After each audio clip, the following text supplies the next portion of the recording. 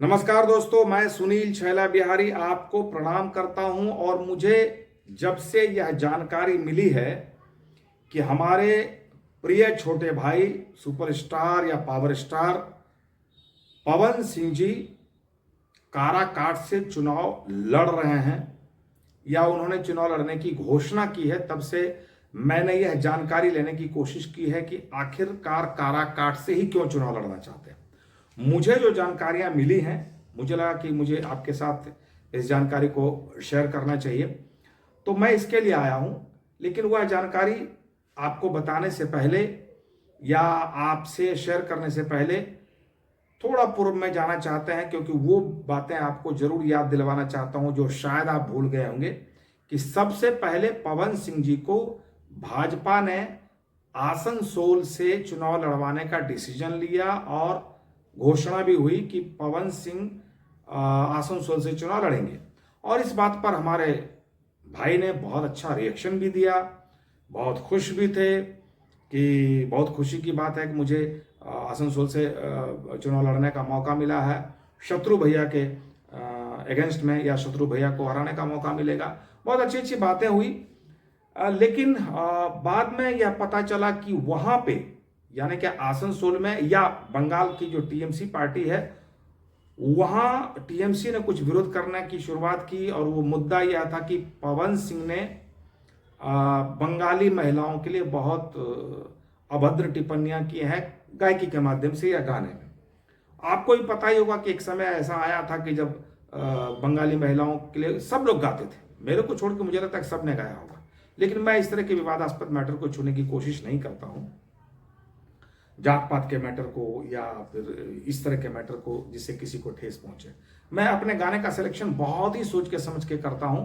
आप देखेंगे मैं भीड़ में बहुत शामिल नहीं होता कि हर सीजन पे गाना दिया ही जाए। जब अच्छा गाना मिलेगा तो गाएंगे, नहीं तो नहीं गाएंगे। तो खैर मुद्दा यह नहीं है कि मैंने क्या किया नहीं किया। मुद्दा यह है कि जब ये मुद्दा उठने लग गया कि पवन सिंह ने ऐसे गाया, तो यह बात जब पवन जी को पता चला, तो अब उन्होंने किससे ये डिस्कशन करके फैसला लिया कि मैं चुनाव नहीं लड़ूंगा, कुछ व्यक्तिगत कारणों से। तो हम लोगों को या पूरी इंडस्ट्री को सबको अचंभा लगा कि बीजेपी ऐसी पार्टी है जिसका टिकट पाने के लिए लोग मरते रहते हैं और एक व्यक्ति को टिकट देने के बाद वो पीछे हट जाती है।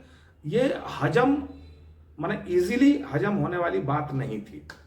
लेकिन चलो, पवन जी का डिसीजन था और उन्होंने यह कहा कि बाद में पता चला, मतलब हमारे मित्र विनय बिहारी जी के माध्यम से पता चला कि उनकी माता जी को जैसे पता चला कि बंगाल से चुनाव लड़ रहे हैं, तो उनकी माता जी को लगा कि सुरक्षा के दृष्टिकोण से, क्योंकि बंगाल में आए दिन जो घटनाएं घटती हैं टीएमसी के द्वारा, तो बम कल्चर जो वहां पर है, तो माता तो डरती ही है। तो माता जी ने उनका कहा कि नहीं, वहां से नहीं लड़ना है। और पवन सिंह चूंकि माता जी का बहुत सम्मान करती हैं, इसलिए उन्होंने सीधा मना कर दिया। चलो, अच्छी बात है।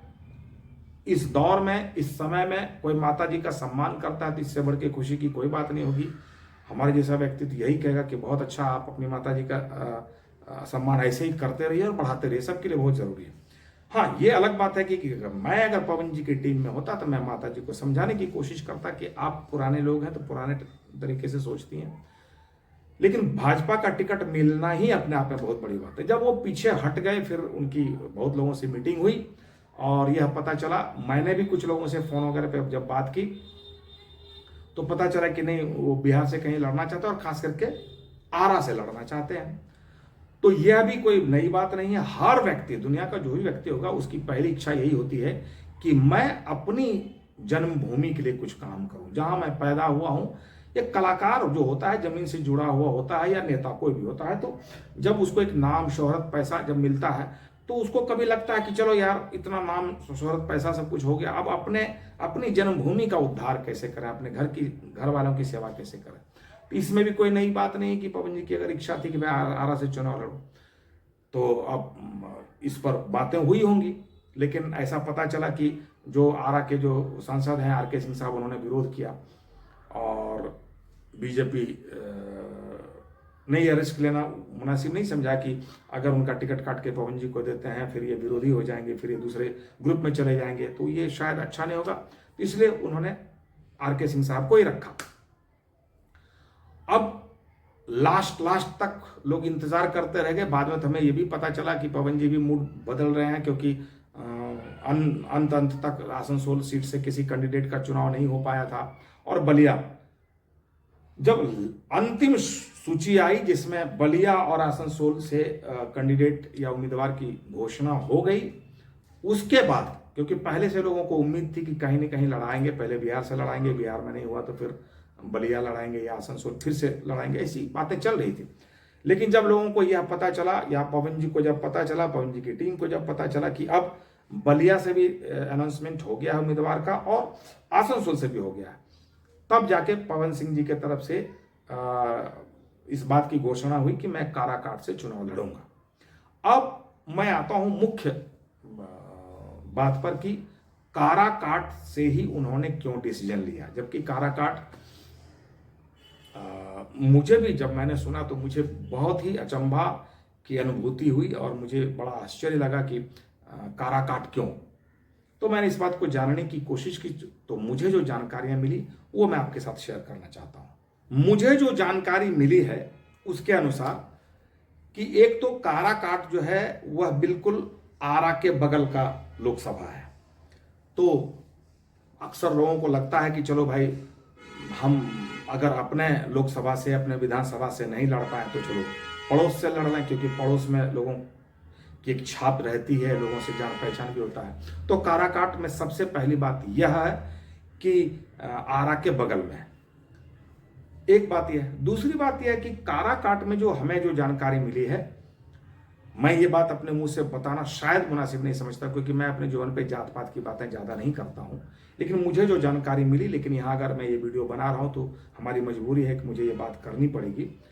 मुझे जानकारी मिली है कि काराकाट में सबसे ज़्यादा कुशवाहा जाति के वोटर्स हैं। मैं इसके लिए क्षमा चाहता हूँ, क्योंकि मैं जात पात की बातें करता नहीं ज़्यादा। तो कुशवाहा जाति के ज़्यादा वोटर्स हैं, और यह संयोग है कि एनडीए के जो घटक दल हैं, मतलब उपेंद्र कुशवाहा जी एनडीए में हैं, और उनको वह सीट दिया गया है काराकाट की सीट उनको दी गई है। तो यह संयोग है कि वहां से उपेंद्र कुशवाहा जी लड़ रहे हैं, और महागठबंधन से जो जिनको दिया गया शायद माले के किसी व्यक्ति को, वो भी किसी कुशवाहा को ही लड़ा रहे हैं। शायद वो क्या राम सिंह या सिया राम सिंह ऐसे करके कुछ है, मैं भूल रहा हूँ, सॉरी, इसके लिए मैं क्षमा चाहता हूँ।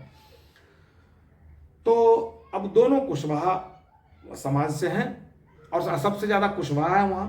सेकंड नंबर पे वहां यादव हैं, और थर्ड नंबर पे क्षत्रिय राजपूत, जिस समाज से पवन सिंह जी आते हैं। तब इनको यह लगा होगा, या इनकी टीम ने ऐसा डिसीजन लिया होगा कि कुशवाहा अगर सबसे ज्यादा वहां पर हैं तो कुशवाहा के दो उम्मीदवार हैं, तो कुशवाहा वोट बंटने की पूरी संभावना है।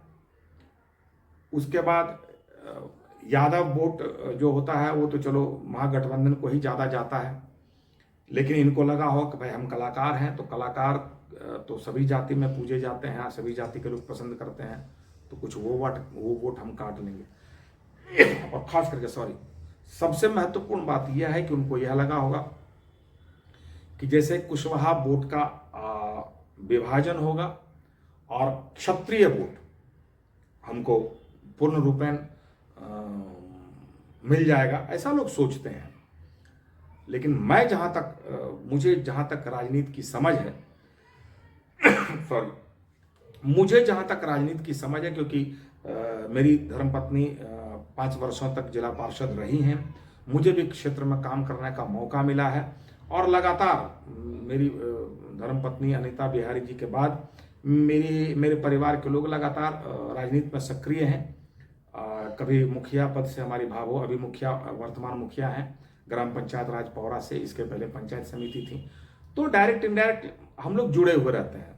तो थोड़ी राजनीति की जो समझ है उसके हिसाब से, कि अगर पवन जी ने सोचा है कि भाई राजपूत वोट हमको पूरा मिल जाएगा, तो मैं ऐसा नहीं मानता हूं कि पूरा मिल ही जाएगा, लेकिन क्योंकि सबको पता है कि सवर्ण वोट जो है वो ज़्यादातर एनडीए की तरफ होता है, नरेंद्र मोदी जी के नाम से वो ज़्यादा उनका झुकाव रहता है।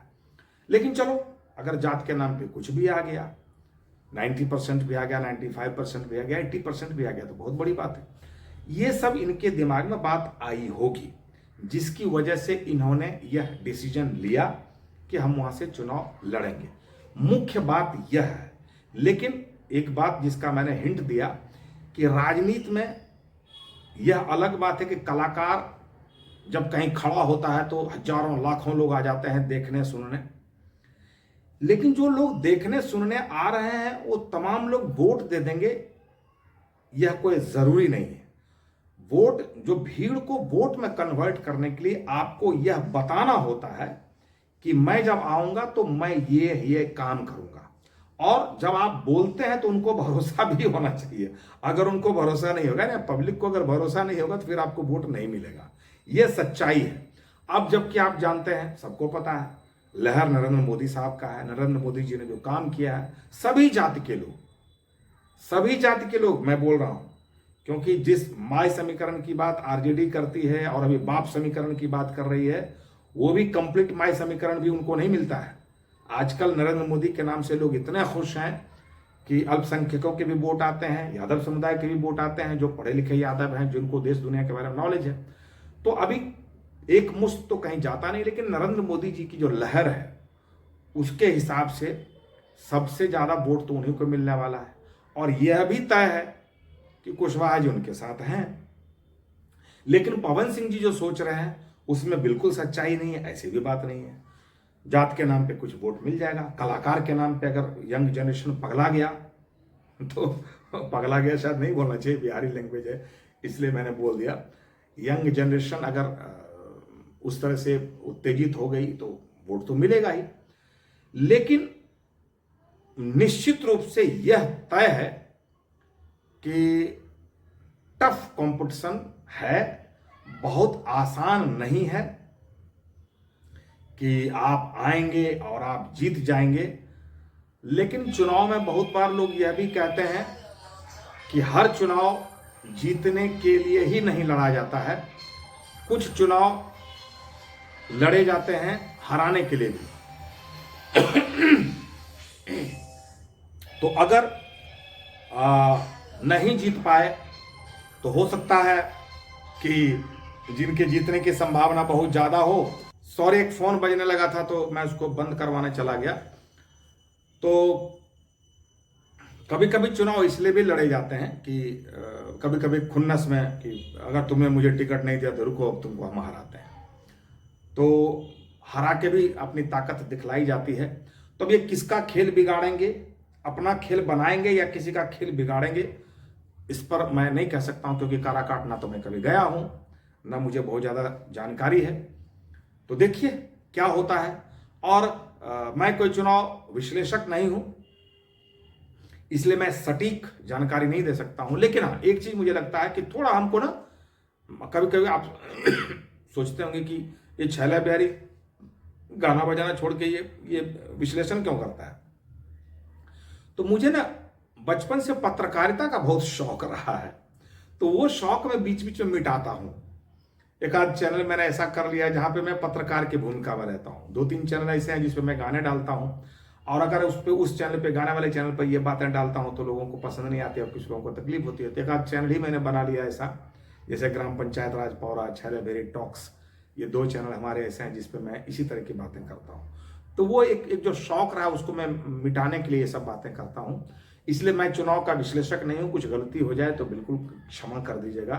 पवन सिंह भी मेरा भाई है और मैं मोदी जी का प्रशंसक भी हूँ। तो इस नाते मैं ये भी चाहता हूँ कि भाई उपेंद्र कुशवाहा जी जीतें। और उपेंद्र कुशवाहा जी से हमारा व्यक्तिगत भी बड़ा अच्छा संबंध रहा है और है। जब भी मिलते हैं हम लोग बहुत अच्छे से मिलते हैं। तो लेकिन अब यहाँ तो बात है कि हम दोनों बात चाहते हैं कि ये भी जीतें, लेकिन जीतेंगे तो कोई एक ही। और महागठबंधन से हमारी कोई दुश्मनी तो है नहीं।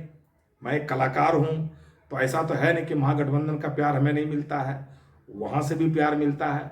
जब वो सरकार में होते हैं उनके द्वारा भी हमारे कार्यक्रम करवाए जाते हैं, तो हमको तो सबको लेके चलना है। लेकिन बीच की बात मुझे लगी जब मुझे पता चला कि पवन सिंह साहब काराकाट से चुनाव लड़ा था, हमने जानने की कोशिश की और मुझे जानकारी मिली तो मुझे लगा कि आपको बताना चाहिए। तो मुझे जो जानकारी है मैंने बताया और मैंने शालीनता से अपनी बातें कहता हूँ। आप देखते होंगे कि मैं कोई भी बात कहता हूँ तो अपनी शालीनता को नहीं खोता। हाँ, कुछ लोग उत्तेजित होकर कमेंट भी करते हैं, तो मैं बार बार उनसे यही कहना चाहता हूँ कि उत्तेजना में कोई कमेंट मत कीजिए। कुछ अच्छी बात हो तो जरूर बताइए, क्योंकि हमें भी तो पता चलना चाहिए कि आप हमारे बारे में क्या सोचते हैं या मेरी वीडियो के बारे में क्या सोचते हैं। तो आपको कुछ इसमें नजर आए तो आप अपना सजेशन दीजिए, लेकिन शालीनता जरूर रखिए। बहुत बहुत धन्यवाद। कुछ गलती हुई होगी तो मैं फिर से क्षमा चाहता हूं। और कुछ वीडियो मुझे लगता है कि बनाना चाहिए। हाँ, मैंने पत्रकार मैं नहीं हूं, फिर भी मुझे कुछ वीडियो बनाने चाहिए। तो वो मैं बीच बीच में अगले वीडियो में मैं थोड़ा उनके बारे में सर्वे कर रहा हूँ, कश्यप साहब के बारे में कि उनके क्षेत्र में उनकी क्या स्थिति है, पूर्णिया में पप्पू यादव जी की क्या स्थिति है, फिर वो गुंजन सिंह की क्या स्थिति है नवादा में। तो मैं कोशिश करूंगा कि इन लोगों के बारे में वीडियो बना के दूं, अगला वीडियो बना के दूं। फिलहाल मैं क्षमा चाहता हूं, कुछ गलती हुई होगी तो फिर से क्षमा कीजिएगा। इस वीडियो को शेयर कीजिएगा और अगर यह वीडियो हमारा आप फेसबुक चैनल पे फेसबुक पेज पे देख रहे हैं तो हमारे फेसबुक को फॉलो कीजिएगा, लाइक कीजिएगा। और अगर यूट्यूब पर देख रहे हैं तो हमारे यूट्यूब चैनल को सब्सक्राइब कर दीजिएगा। और अगर सब्सक्राइब कर चुके हैं तो आपको बहुत बहुत धन्यवाद। नहीं किए हैं तो जरूर कर दीजिएगा, उसके लिए मैं एडवांस में आपको धन्यवाद देता हूं। और गलती हुई होगी तब तो बिल्कुल क्षमा कर दीजिएगा। सजेशन जरूर दीजिएगा, शेयर कीजिएगा वीडियो को। बहुत बहुत धन्यवाद। जय हिंद।